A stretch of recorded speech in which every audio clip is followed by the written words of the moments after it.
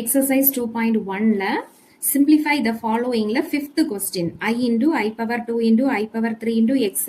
I power 2000 வந்து நமக்கு கேட்டிருக்காங்க.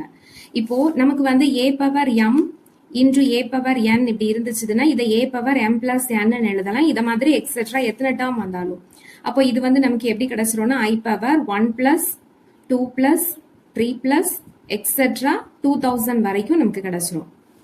இப்போ நெக்ஸ்ட் ஸ்டெப் நமக்கு வந்து 1 plus 2 plus 3 plus etc. n உடைய ஃபார்முலா நமக்கு தெரியும் n into n plus 1 divided by 2.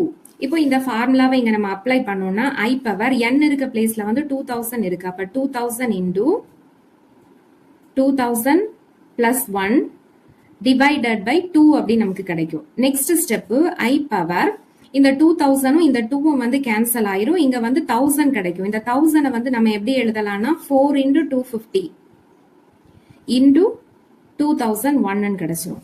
இப்போ I உடைய பவர்ல வந்து 4 வந்தாலே அதோடைய வேல்யூ டோட்டலா வந்து 1 வந்துரும். இதான் ஆன்சர்.